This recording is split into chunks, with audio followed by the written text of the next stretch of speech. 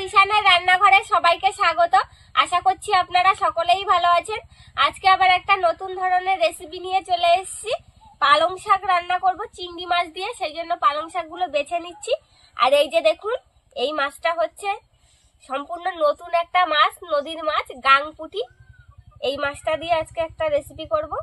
দেখুন মাছটা পুরো একদম পুঁটি মাছের মতনই দেখতে, কিন্তু সাইজে একটু বড়। এটা নদীতে হয়। ভিডিওটি আপনারা সম্পূর্ণ দেখতে থাকুন।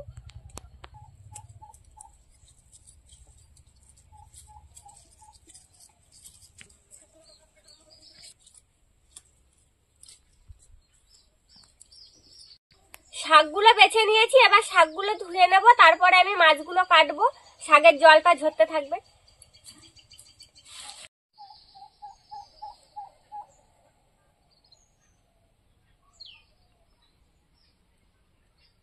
প্রথমে আমি চিংড়ি মাছগুলো কেটে নেব।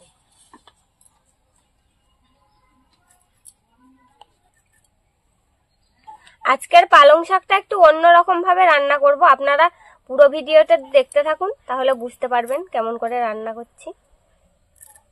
একটু বড় বড় সাইজের চিংড়ি মাছ নিয়ে নিয়েছি। বড় সাইজের চিংড়ি মাছটা হলে এই রেসিপিটা বেশি সুন্দর হয় খেতে।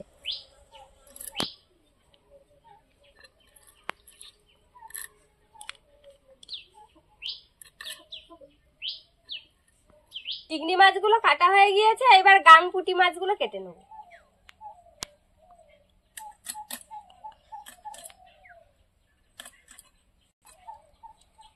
গায়ের কালারটাও পুঁটি মাছের মতন।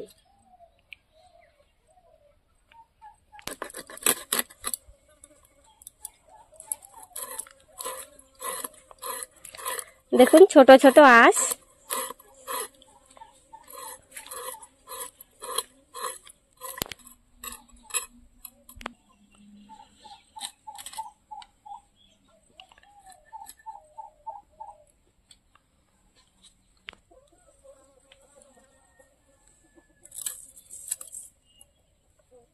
এই যে মাছটা কেটে নিয়েছি, এরকম ভাবে বাকি মাছগুলো আমি কেটে নেব।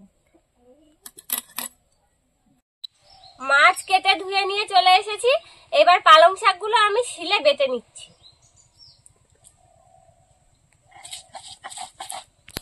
পালং শাক বেটে রেসিপিটা করব।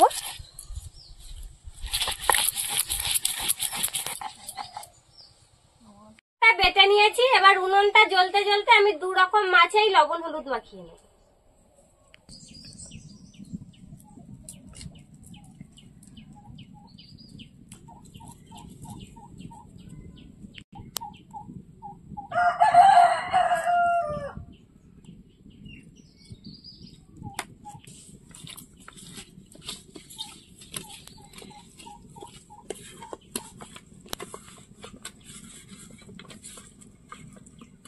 কচি পালং শাক বেটেছি, কতটা জল বেরিয়েছে দেখুন।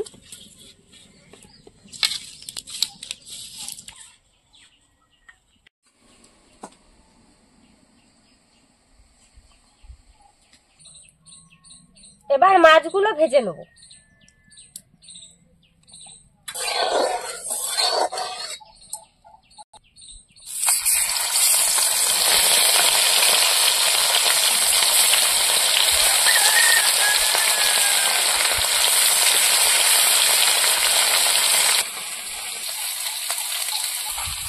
মাছটা ওদিকে ভাজা হতে হতে আমি দুটো তরকারির জন্য পেঁয়াজ কাঁচা লঙ্কা কেটে নেব।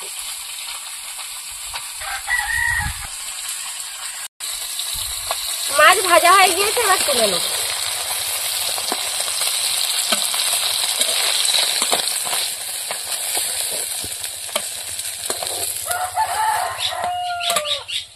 এবার বাকি মাছগুলো দিয়ে দেবো।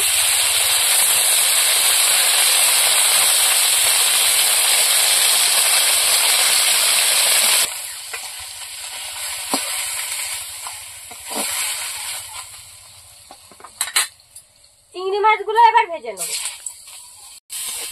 চিংড়ি মাছটা ভেজে তুলে নিয়েছি। এবার পালং শাকটা রান্না করার জন্য কড়াইতে তেল দিয়ে দেবো।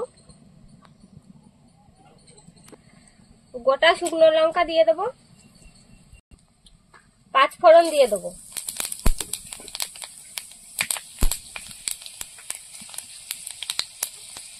পেঁয়াজ কুচি, একটু নেড়ে চেড়ে নেব। পেঁয়াজটা লাল হয়ে গেছে, এবার বেটে রাখা পালং শাক দিয়ে দেবো।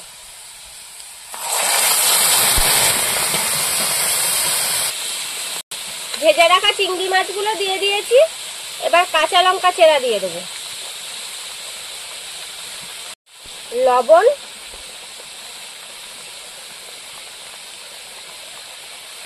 আর হলুদ, এবার একসাথে মিশিয়ে নেব। পালং শাক তো আপনারা অনেক রকম করে রান্না করে খেয়েছেন, এইভাবে রান্না করে খেয়ে দেখবেন। এই থালায় বাটা পালং শাক কিছুটা লেগে রয়েছে, এর মধ্যে একটুখানি জল দিয়ে ধুয়ে আর আমি সামান্য একটু জল দেব কড়াইতে।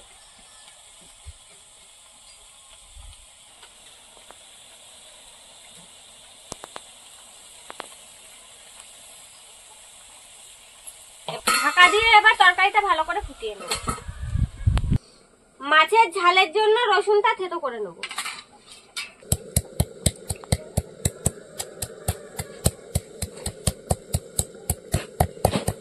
দুটো তরকারির জন্য এবার আমি জিরে বেটে নেব।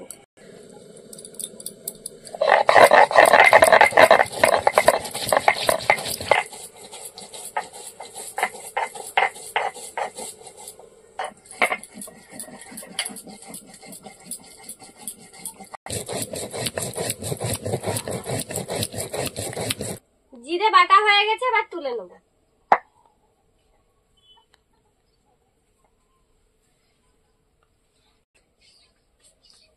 এইবার ঢাকাটা তুলে নেব।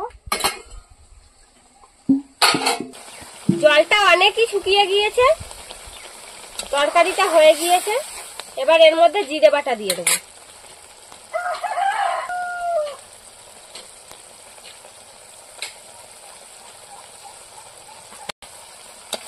জিরে বাটাটা ভালো করে মিশিয়ে দেবো, দিয়ে আর একটুখানি নাড়াচাড়া দিয়ে নেবো তরকারিটা।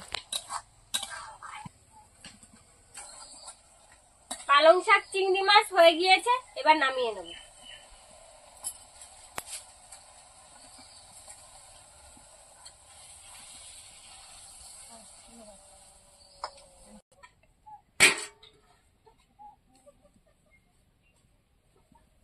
ঝাল করার জন্য কড়াইতে তেল দিয়ে দেবো।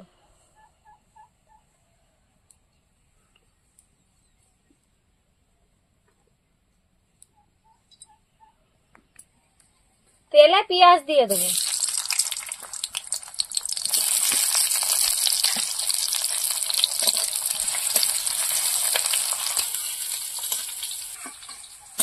এবার রসুন দিয়ে দেবো।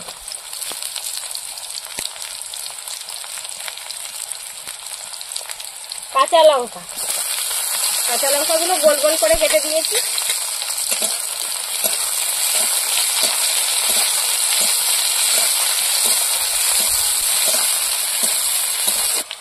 ভাজা হয়ে গিয়েছে, এবার জল দিয়ে দেবো। তরকারিতে যতটা পরিমাণ জল লাগবে ততটাই জল দেবো।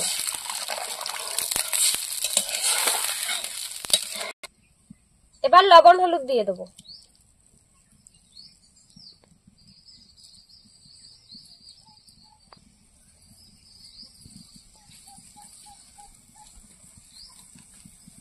এবার ঝোলটা ভালো করে ফুটিয়ে নেব। বন্ধুরা, এরকম আরো নতুন নতুন রেসিপি দেখতে আমাদের চ্যানেলটিকে সাবস্ক্রাইব করবেন আর অবশ্যই পাশে থাকা বেল আইকনটি প্রেস করবেন, তাহলে আমরা নতুন কোনো ভিডিও আপলোড করলে নোটিফিকেশন আপনাদের কাছে পৌঁছে যাবে। আর কে কোথা থেকে দেখছেন কমেন্ট করে বলবেন, তাহলে আমরা নতুন নতুন ভিডিও করার আগ্রহ পাবো। আর যদি ফেসবুক থেকে দেখেন তাহলে ফলো করে আমাদের সঙ্গে থাকবেন। ঝোলটা ফুটে উঠেছে, এবার ভেজে রাখা মাছগুলো দিয়ে দেবো।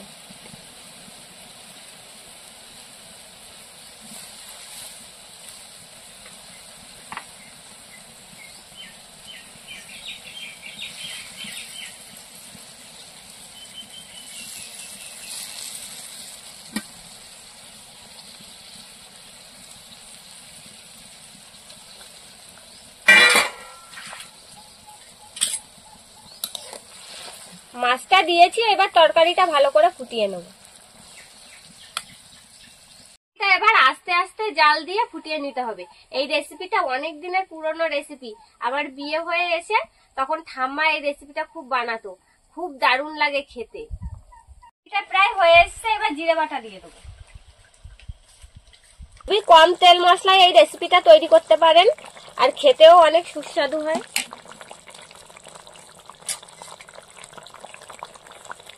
এবার আর কিছুক্ষণ ফুটিয়ে নেব।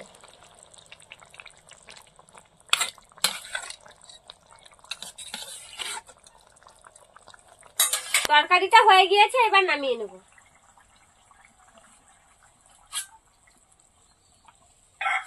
আমাদের আজকের ভিডিওটা শেষ পর্যন্ত দেখার জন্য ধন্যবাদ। ভালো লাগলে লাইক, কমেন্ট, শেয়ার করবেন। আবার ফিরে আসবো নতুন একটা রেসিপি নিয়ে। সবাই ভালো থাকবেন, সুস্থ থাকবেন।